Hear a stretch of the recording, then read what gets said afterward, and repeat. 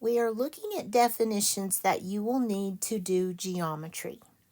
And I'm on page 13. I'm going to finish out this page, and then I'll have to carry on into the next page, I believe. Yes, we're going to go all the way through quadrant in this video. So this one will be a little bit longer than the last vocabulary video. All right, let me get to my page with these definitions so that we're all using the same information. Your teacher, me, you, everybody's on literally the same page. So the first word that we need to define is diameter. And diameter symbol is lowercase d. Diameter. Di means two, and meter means measure.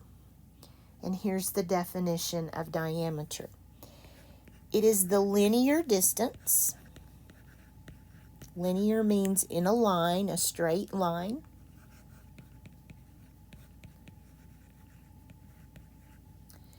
Across a circle. Through the center.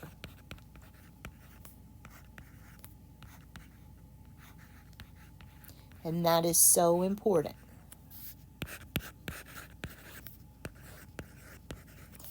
Any line that goes all the way across a circle is called a chord.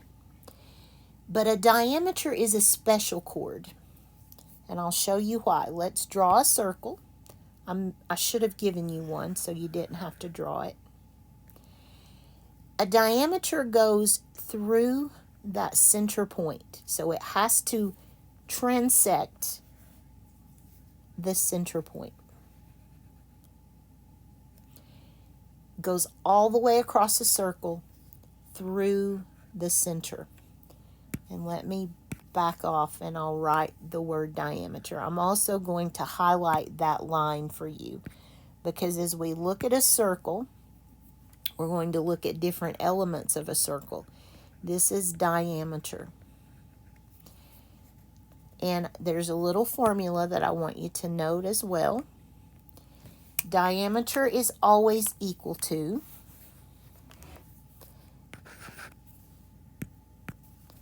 is always equal to 2 times the radius.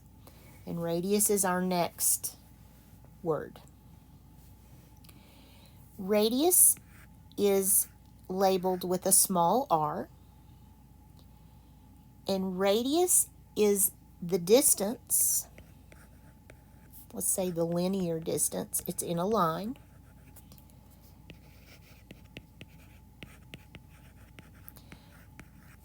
From the center of a circle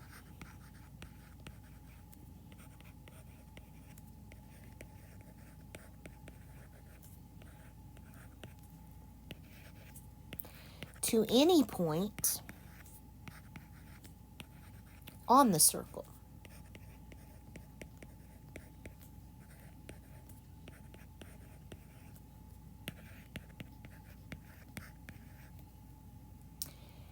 Radius is always exactly 1/2 of the diameter. So if we draw a circle,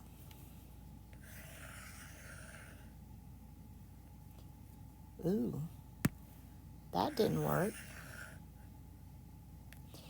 And we put the center point in, a radius is 1/2 of the diameter.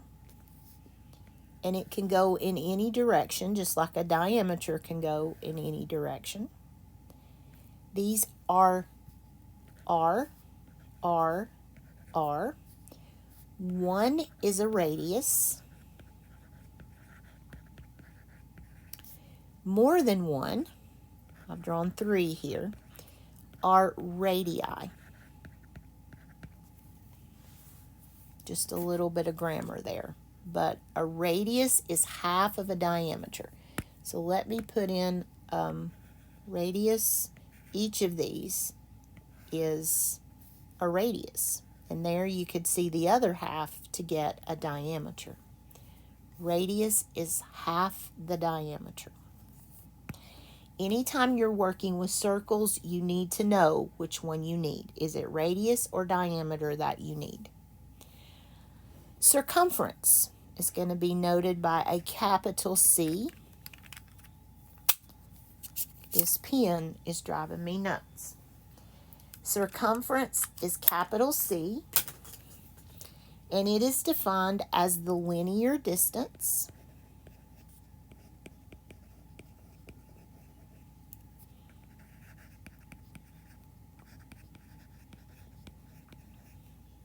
around a circle.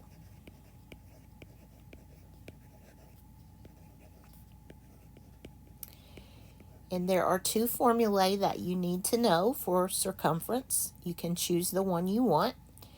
You can do pi times d, and we're going to talk about pi in a second. Or you can do 2 times pi times r. Either of those will give you circumference. And here's what circumference looks like. If you draw yourself a circle, circumference is this distance. It's not square units or cubic units, it is linear. It's the distance around a circle. And these two formulae will give you circumference.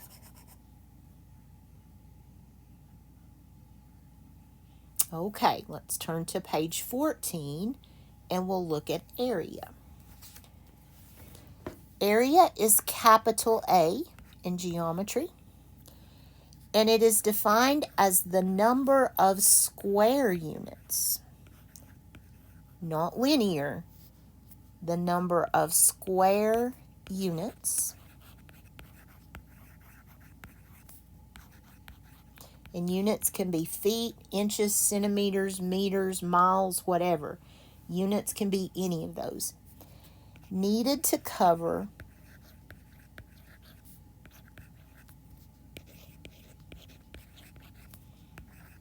a surface.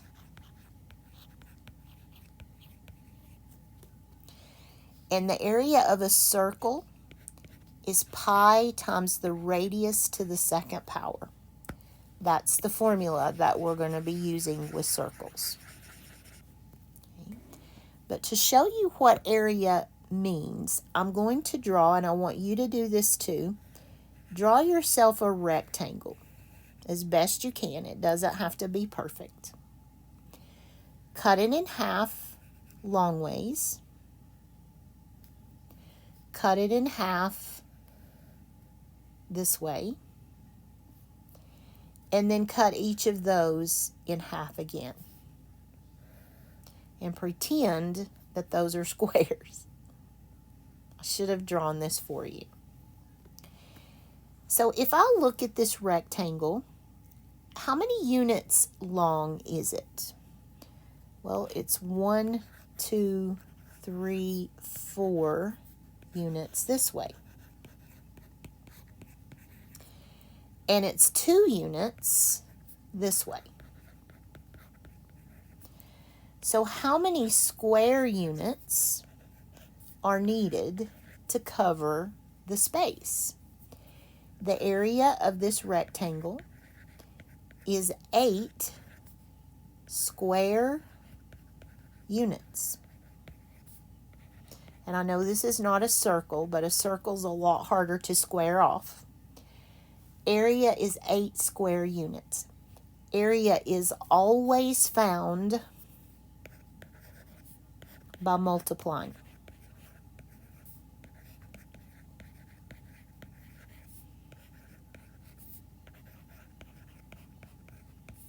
I don't care what the shape is. If it's a circle, a rectangle, a trapezoid, you will multiply to find your area, and it's always in square units. You can also write it this way. The area is 8 units, whatever those may be, square. All right. A unit circle. This is a term that you'll need to know in electricity. It's any circle with a radius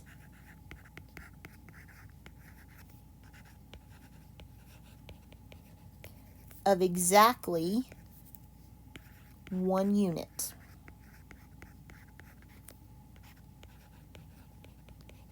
Can be 1 inch, 1 mile, 1 meter, 1 cubic, not cubic, 1 centimeter. Can be any unit, but it has a radius of 1. So if we draw a unit circle, the radius is 1 unit. That is a unit circle. And the thing that makes it a unit circle is that the radius is equal to 1. So diameter would be 2. And we can go ahead. We know that radius is 1 unit. So by logic, we know that diameter is 2 units. Okay, pi, Pi. This is a Greek letter. It looks like this. And I'll zoom in. Pi, and we talked about another Greek letter, omega. That's the symbol for ohms. We talked about, we haven't talked about theta, but we will. It's coming. So pi is a Greek letter.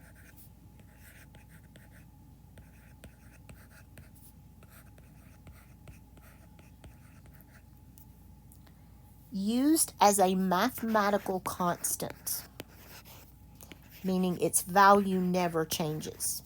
Anytime you see it in a math book, it's constantly the same thing.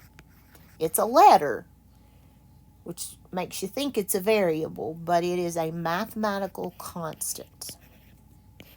And here are the 2 values that you need to know for pi. If you need an exact answer, pi is the fraction 22 over 7. So if your problem is asking you for an exact answer, you need to use the fraction. But most of the time, we can use an approximation where pi is approximately 3.14. Most always, that will work. And I think for every problem from here on out, I use the approximation. But that's why the equal sign is squiggly, because it's approximate. And here's where the 3.14 comes from. If you take the fraction 22 divided by 7, it's going to go 3 times with 1 left. So we add a decimal and a 0, and we bring this down, and we say 7 into 10 goes 1 time with 3 left. So I bring down another 0. 7 into 30 goes 4 times with 2 left. And I could do this for the rest of my life.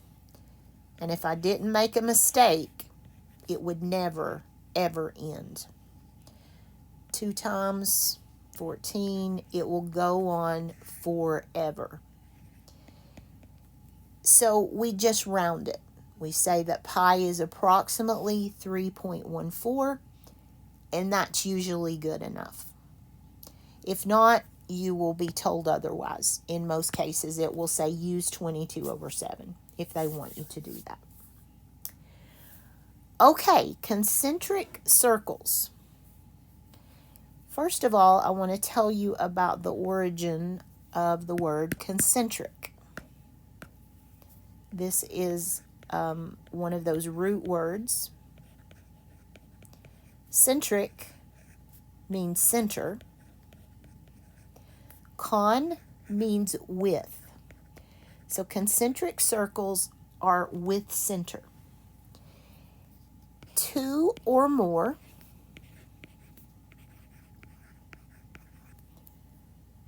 circles that share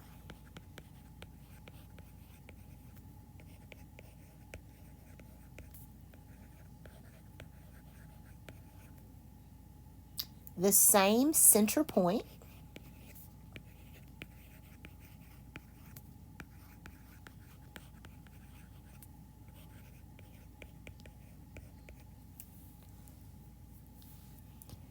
But each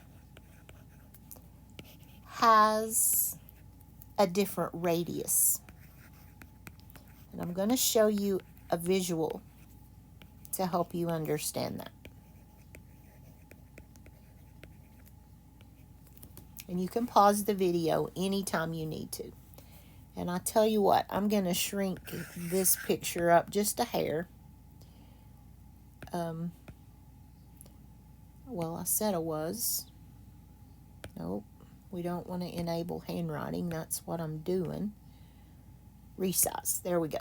I'm going to shrink that pie thing up there so I have a little more space. Okay, so I'm going to draw a red circle for you. Okay. And then I'm going to draw another, let's do a green one. And those are about the same size. I'm trying to get them to be the same size.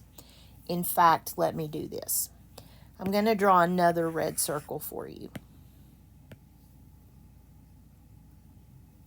Okay. These are not concentric. Look what I'm doing here. I'm taking this red circle and I'm putting it on top of that red circle. Those are not congruent. And let me tell you why. They're not concentric. Here's the midpoint, the center.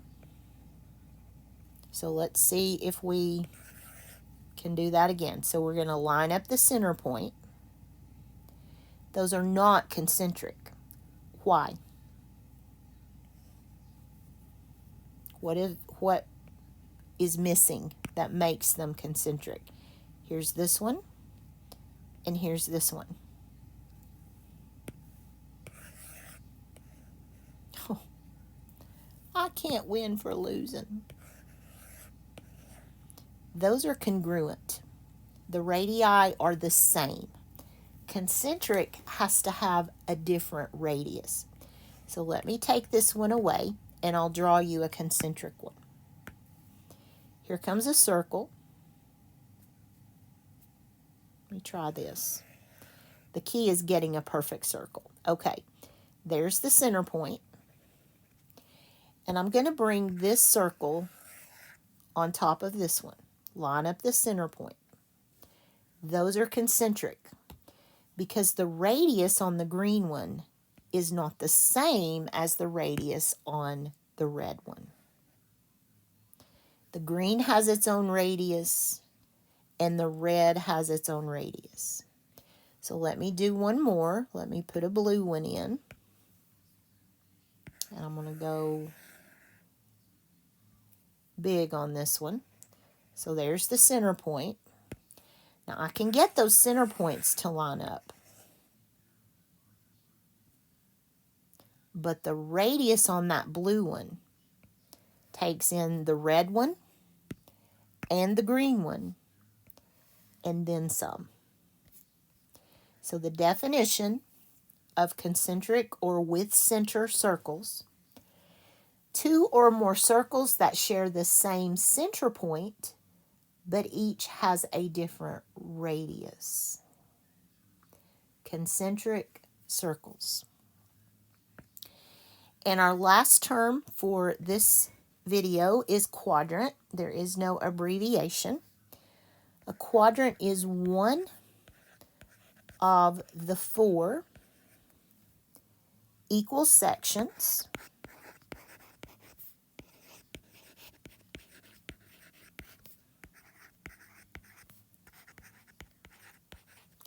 and those sections are quarters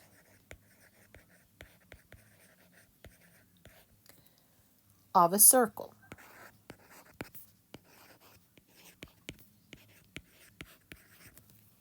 And when you're ready, let's draw a circle and think through this. So draw yourself a circle and cut it in half. Let's put a center in so we know where center is. cut it this way, horizontally, and vertically through the center. So you're drawing 2 diameters and 4 radii. Each of these sections has a 90-degree angle, right? Here's 90, here's 90, here's 90, here's 90. 4 90s are 360. That's 360 degrees is a circle. Any circle has 360 degrees. So here's a quadrant. And I'm going to give you the quadrants that go with the coordinate plane. This is quadrant 1 if you're dealing with graphing on a coordinate plane. So we'll just use those to name our circle. They're indicated by Roman numerals. So quadrant 1. Quadrant 2 comes this direction. It's this 90 degrees. 2 quadrants equal how many degrees? In other words, if I add quadrant 1 and quadrant 2, I have how many degrees? 180. So this is quadrant 2. Quadrant 3 will rotate on back this way. Again, this is for a coordinate plane. How many degrees are in 3 quadrants? 3 times 90 is 270. So this is quadrant 3. And I won't color the last one, but we'll label it as quadrant 4. So 4 quadrants make up a circle every time. And they're always equal. Each section has 90 degrees.